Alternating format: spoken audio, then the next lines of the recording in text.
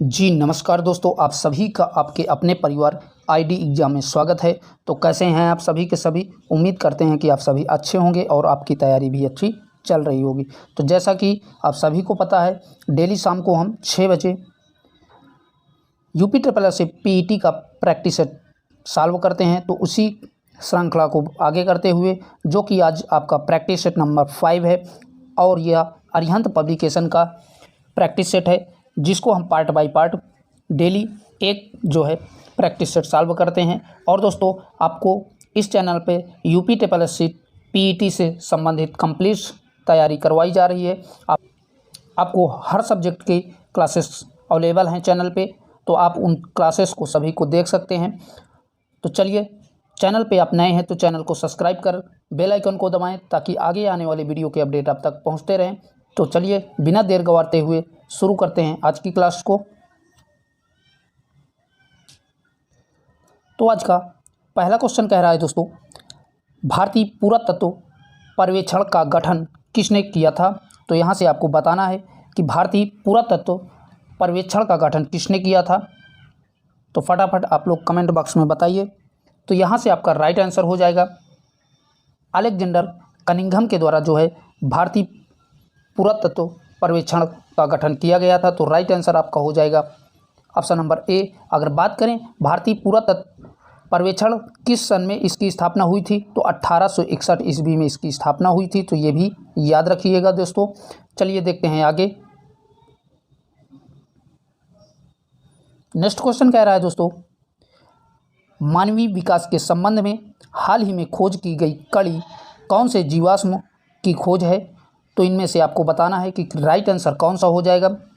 तो यहाँ से आपका राइट आंसर हो जाएगा 2015 में होमो नलेडी की खोज की गई थी। तो राइट आंसर हो जाएगा ऑप्शन नंबर बी, जो कि 2015 में खोजा गया था। चलिए देखते हैं आगे। यहाँ पर दोस्तों आपको केवल ऑप्शंस पे ही डिस्कस किया जाएगा, ताकि वीडियो आपकी लंबी ना हो। चलिए, अगला क्वेश्चन कह रहा है, सिंधु घाटी सभ्यता की सबसे महत्वपूर्ण विशेषता क्या थी। तो आप सभी को पता है कि सिंधु घाटी सभ्यता की सबसे महत्वपूर्ण विशेषता क्या थी। ईंट के भवन बने थे। तो यही आपका राइट आंसर हो जाएगा, यानी कि ऑप्शन नंबर सी आपका करेक्ट हो जाएगा। आइए देखते हैं नेक्स्ट क्वेश्चन क्या कह रहा है।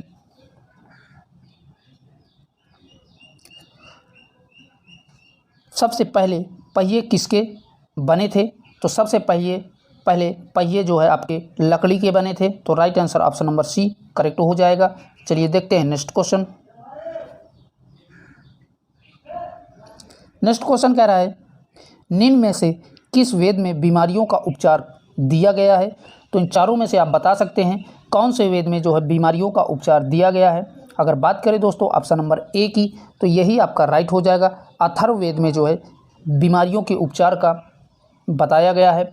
अथर्ववेद में वशीकरण, जादू टोना, मरण, भूत प्रेतों आदि का वर्णन मिलता है। तो राइट आंसर आपका ऑप्शन नंबर ए करेक्ट हो जाएगा। आइए देखते हैं नेक्स्ट क्वेश्चन क्या कह रहा है।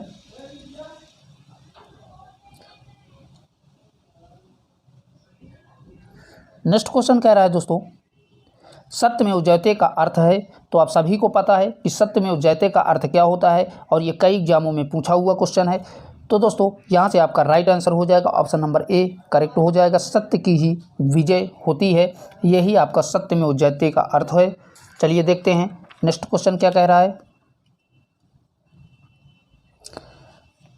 भारत का राष्ट्रीय आदर्श वाक्य क्या है। तो आप सभी को पता है कि भारत का राष्ट्रीय आदर्श वाक्य क्या है। तो राइट आंसर हो जाएगा ऑप्शन नंबर ए, सत्यमेव जयते भारत का राष्ट्रीय आदर्श वाक्य माना जाता है। आइए देखते हैं नेक्स्ट क्वेश्चन क्या कह रहा है दोस्तों। नेक्स्ट क्वेश्चन कह रहा है, त्रिरत्न की अवधारणा डैश से संबंधित है। तो इस खाली जगह में क्या आएगा, फटाफट कमेंट बॉक्स में आप बताइए। तो यहाँ से आपका राइट आंसर हो जाएगा ऑप्शन नंबर बी, जैन धर्म से त्रिरत्न संबंधित है। तो राइट आंसर आपका ऑप्शन नंबर बी करेक्ट हो जाएगा। आइए देख लेते हैं नेक्स्ट क्वेश्चन क्या कह रहा है। पंचतंत्र दंत कथाएं किसके द्वारा रचित मानी जाती हैं। तो इन चारों में से आप बता सकते हैं कि राइट आंसर कौन सा हो जाएगा। तो यहाँ से आपका राइट आंसर हो जाएगा विष्णु शर्मा के द्वारा पंचतंत्र दंत कथाएं रची गई थी। तो ऑप्शन नंबर बी आपका राइट हो जाएगा। आइए बढ़ते हैं नेक्स्ट क्वेश्चन की तरफ। नेक्स्ट क्वेश्चन कह रहा है दोस्तों, भारत का सबसे बड़ा तथा दुनिया का दूसरा सबसे बड़ा मठ तवांग मठ कहाँ स्थित है? तो अगर बात करें तवांग मठ की जो है, तो आपको बताना है कि इन चारों में से राइट आंसर कौन सा हो जाएगा। तवांग मठ अरुणाचल प्रदेश के तवांग शहर में स्थित है, जो कि एक प्रकार का बौद्ध मठ है। तो इन चारों में से आपका ऑप्शन नंबर सी करेक्ट हो जाएगा। अरुणाचल प्रदेश में तवांग मठ स्थित है और यह बौद्ध मठ है, तो याद रखिएगा। चलिए देखते हैं अगले क्वेश्चन को। अगला क्वेश्चन कह रहा है दोस्तों, प्राचीन समय में अवध किस नाम से जाना जाता है? तो आप सभी को पता है कि प्राचीन समय में अवध किस नाम से जाना जाता था। तो यहाँ से आपका right answer option number B correct हो जाएगा। कोसल के नाम से जाना जाता है और कोसल की राजधानी की अगर बात करें तो इसकी राजधानी अयोध्या थी। तो ये भी याद रखिएगा दोस्तों, right answer option number B correct हो जाएगा। चलिए बढ़ते हैं नेक्स्ट क्वेश्चन की तरफ। नेक्स्ट क्वेश्चन कह रहा है, अशोक किसके पुत्र थे? तो जो सम्राट अशोक थे वो किसके पुत्र थे? तो आप सभी को पता है कि सम्राट अशोक किसके पुत्र थे। तो राइट आंसर हो जाएगा बिंदुसार के पुत्र थे। अशोक जो है बिंदुसार के पुत्र थे, या ऑप्शन नंबर बी राइट हो जाएगा। और चंद्रगुप्त मौर्य के पौत्र थे, यानी कि नाती थे। चलिए देखते हैं नेक्स्ट क्वेश्चन।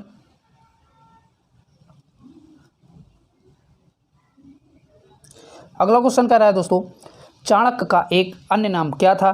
कई एग्जामों में पूछा हुआ है, मोस्ट इंपॉर्टेंट क्वेश्चन है। चाणक्य का दूसरा नाम क्या था? तो यहाँ से आपका राइट आंसर हो जाएगा विष्णुगुप्त नाम था। चाणक्य का दूसरा नाम विष्णुगुप्त था। तो right answer option number B correct हो जाएगा। आइए देखते हैं नेक्स्ट क्वेश्चन को।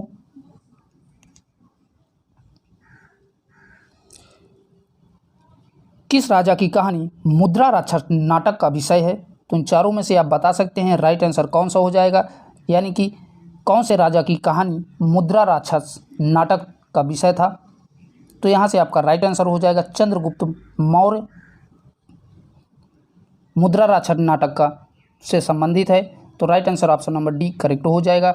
चलिए देखते हैं नेक्स्ट क्वेश्चन को। अगला क्वेश्चन कह रहा है, मौर्य वंश का अंतिम सम्राट कौन था? तो आपको बताना है कि मौर्य साम्राज्य का अंतिम शासक कौन था। मौर्य वंश का अंतिम शासक बृहद्रथ था। बृहद्रथ की हत्या उसके सेनापति के द्वारा की गई थी, जिसका नाम पुष्यमित्र था। तो राइट आंसर हो जाएगा ऑप्शन नंबर सी करेक्ट हो जाएगा। तो याद रखिएगा दोस्तों, इसकी जो है मृत्यु इसके सेनापति द्वारा इसकी हत्या की गई थी, जो कि मौर्य वंश का अंतिम शासक था। चलिए देखते हैं नेक्स्ट क्वेश्चन को। नेक्स्ट क्वेश्चन कह रहा है, चरक संहिता चिकित्सा के किस शाखा से संबंधित है? तो आपको बताना है कि जो चरक संहिता थी वो चिकित्सा के किस क्षेत्र से संबंधित थी। तो इन चारों में से आप बता सकते हैं राइट आंसर कौन सा हो जाएगा।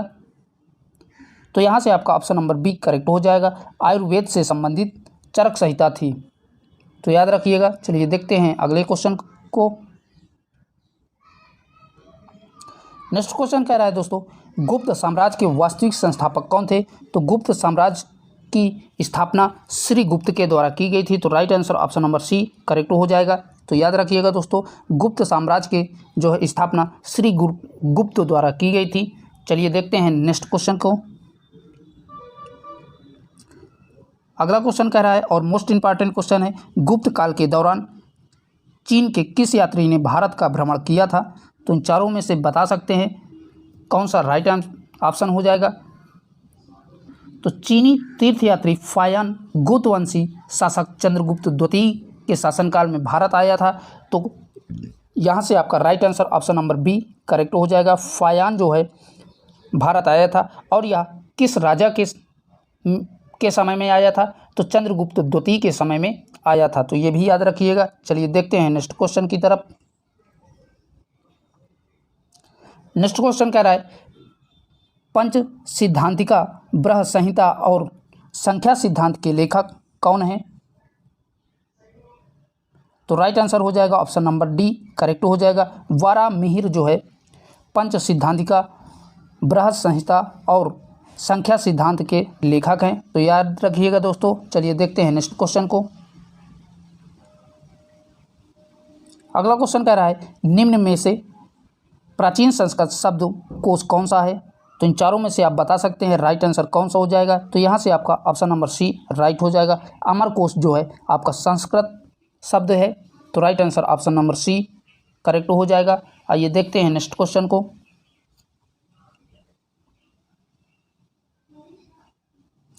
नेक्स्ट क्वेश्चन कह रहा है ज्यामिति का जनक किसे कहा जाता है। तो क्वेश्चन कह रहा है दोस्तों ज्यामिति का जनक किसे कहा जाता है। तो जो ज्यामिति के जनक थे वो कौन थे। तो यहाँ से आपका राइट आंसर हो जाएगा ऑप्शन नंबर ए करेक्ट हो जाएगा। न्यूक्लिड जो है ज्यामिति के जनक कहे जाते हैं, तो याद रखिएगा। चलिए देखते हैं अगले क्वेश्चन को।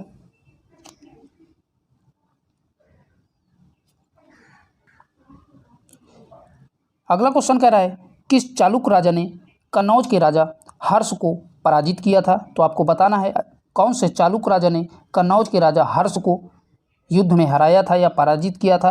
तो राइट आंसर हो जाएगा आपका ऑप्शन नंबर सी करेक्ट हो जाएगा। पुलकिशन सेकंड जो है हर्षवर्धन को जो है पराजित किए थे, तो right answer option number C correct हो जाएगा। आइए देखते हैं नेक्स्ट क्वेश्चन को।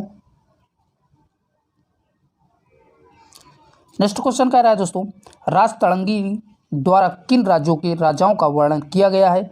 तो यहाँ से आपका राइट आंसर हो जाएगा कश्मीर के राजा का वर्णन किया गया है, तो right answer option number B correct हो जाएगा। चलिए देखते हैं नेक्स्ट क्वेश्चन को। नेक्स्ट क्वेश्चन कह रहा है साहित्य के प्रख्यात समर्थक राजा भोज किस वंश से जुड़े थे।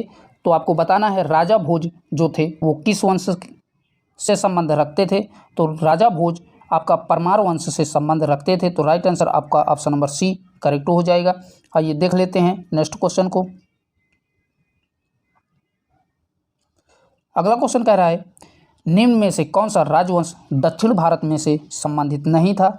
तो यहाँ से आपका राइट आंसर हो जाएगा पाल जो है वंश दक्षिण भारत से संबंधित नहीं था, और जितने के जितने हैं सातवाहन, पल्लव, पाषाण ये सभी के सभी दक्षिण भारत के राजवंश हैं, जबकि आपका पाल वंश दक्षिण भारत का राजवंश नहीं है। तो राइट आंसर आपका ऑप्शन नंबर बी करेक्ट हो जाएगा, क्योंकि यही पूछा था कि दक्षिण भारत का से कौन सा राजवंश संबंधित नहीं है, तो पाल वंश जो है आपका दक्षिण भारत से संबंधित नहीं है।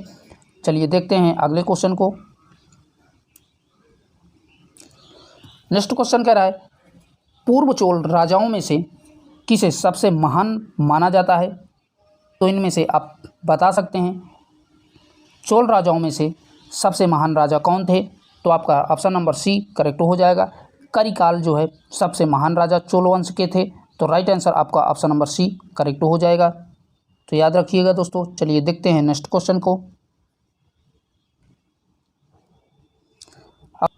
प्रसिद्ध बद्रीश्वर मंदिर डैश में स्थित है। तो जो आपका बृहदीश्वर मंदिर था वो कहाँ पर स्थित है।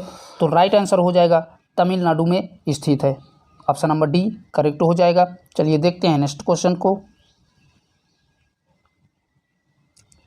नेक्स्ट क्वेश्चन कह रहा है निम्न में से किस राजा ने गंगेकोंड चोलपुरम मंदिर का निर्माण किया था। तो इनमें से आपको बताना है कि गंगेकोंड चोलपुरम मंदिर की स्थापना या निर्माण किसने किया था। तो फटाफट कमेंट बॉक्स में इसका आंसर आप लोग बता सकते हैं। तो यहाँ से हम बता दें आपको ऑप्शन नंबर ए करेक्ट हो जाएगा। राजेंद्र चोल फर्स्ट के द्वारा जो है गंगेकोंड चोलपुरम मंदिर की स्थापना या निर्माण किया गया था, तो ऑप्शन नंबर ए करेक्ट हो जाएगा। चलिए देखते हैं नेक्स्ट क्वेश्चन को।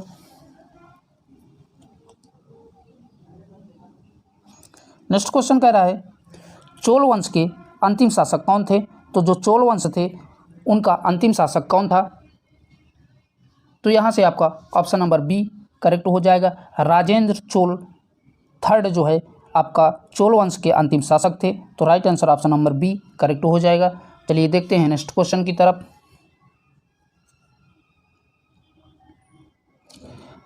नेक्स्ट क्वेश्चन कह रहा है पल्लव वंश के कौन से राजा संस्कृत नाटक भी लिखा करते थे।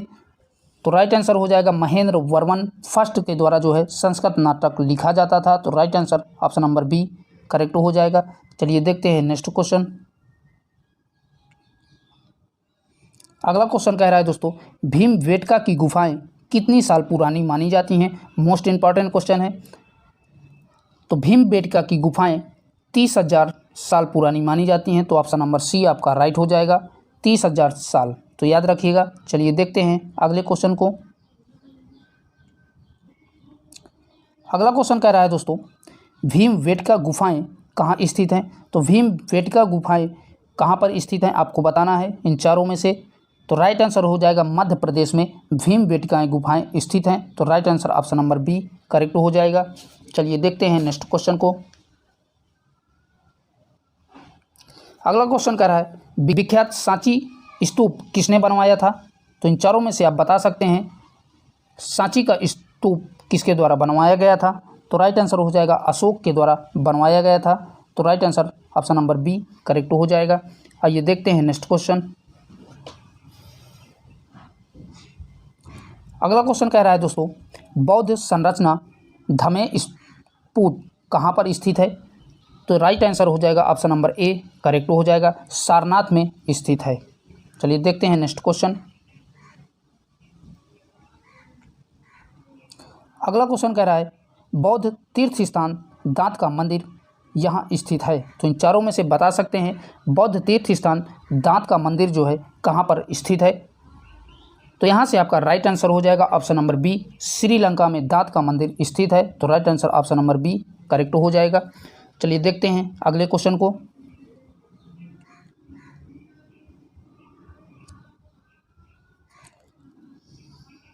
नेक्स्ट क्वेश्चन कह रहा है दोस्तों, अजंता की गुफाएं जो 30 चट्टानों को काटकर बनाई गई हैं वो बौद्ध गुफाओं को वर्णित करती हैं। ये भारतीय कला की बेहतरीन जीवंत उदाहरण है, विशेषकर चित्रकला के क्षेत्र में वह डैश में स्थित है।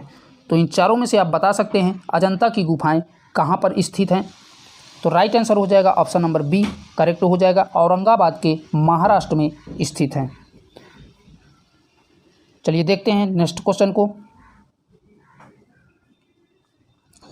अगला क्वेश्चन है और ये पीटी 2022 में पूछा हुआ क्वेश्चन है, खजुराहो के स्मारक कहाँ पाए जाते हैं? तो खजुराहो के स्मारक आपके मध्य प्रदेश में पाए जाते हैं। तो right answer option number C correct हो जाएगा। चलिए देखते हैं नेक्स्ट क्वेश्चन को। अगला क्वेश्चन है, खजुराहो मंदिर वास्तुकला से किस प्रकार को उजागर करता है? तो आपको बताना है खजुराहो मंदिर वास्तुकला किस प्रकार की प्रयोग की गई है?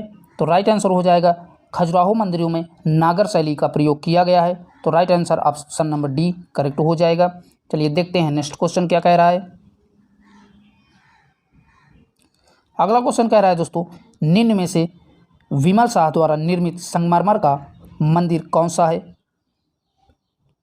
तो आपको बताना है इन चारों में से विमल शाह द्वारा निर्मित संगमरमर का मंदिर कहाँ पर है या कौन सा मंदिर है? तो दोस्तों यहाँ से आपका राइट आंसर हो जाएगा ऑप्शन नंबर ए करेक्ट हो जाएगा, दिलवाड़ा मंदिर जो कि एक प्रकार का जैन मंदिर है। ऑप्शन नंबर ए करेक्ट हो जाएगा। तो याद रखिएगा दोस्तों। चलिए देखते हैं नेक्स्ट क्वेश्चन को।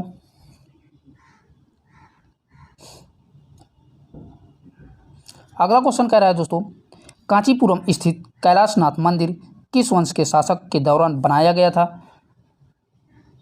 तो आपको बताना है जो कांचीपुरम में स्थित कैलाश मंदिर है उसको किस वंश के शासकों द्वारा बनाया गया था? तो राइट आंसर हो जाएगा पल्लव वंश के शासकों द्वारा कांचीपुरम स्थित कैलाश मंदिर बनाया गया था। तो ऑप्शन नंबर बी आपका राइट हो जाएगा। चलिए देखते हैं नेक्स्ट क्वेश्चन को। अगला क्वेश्चन और मोस्ट इंपॉर्टेंट क्वेश्चन है, मीनाक्षी मंदिर कहाँ स्थित है? ये भी आपका पेट 2021 और 22 दोनों में पूछा गया था। तो मीनाक्षी मंदिर कहाँ पर स्थित है? तो राइट आंसर हो जाएगा तमिलनाडु के मुद्रौ में शहर में स्थित है। तो राइट आंसर हो जाएगा तमिलनाडु, और यह तमिलनाडु के किस शहर में स्थित है? तो मदुरै शहर में स्थित है। तो याद रखिएगा दोस्तों, कभी कभी तमिलनाडु ना दे करके मदुरै ऑप्शन में दे देता है, तो आप याद रखिएगा तमिलनाडु के मदुरै शहर में मीनाक्षी मंदिर स्थित है। चलिए देखते हैं नेक्स्ट क्वेश्चन को। नेक्स्ट क्वेश्चन कह रहा है,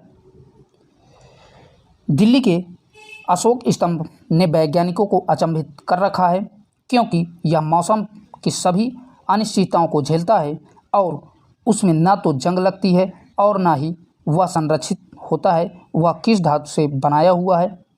तो इन चारों में से बताना है कि जो दिल्ली में स्थित लौह स्तंभ है वो किसका बना हुआ है या किस धातु से बनाया गया है।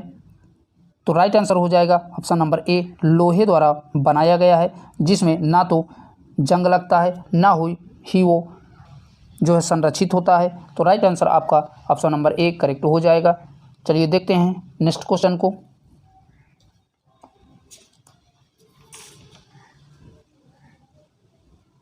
नेक्स्ट क्वेश्चन कह रहा है दास वंश की स्थापना किसके द्वारा की गई थी?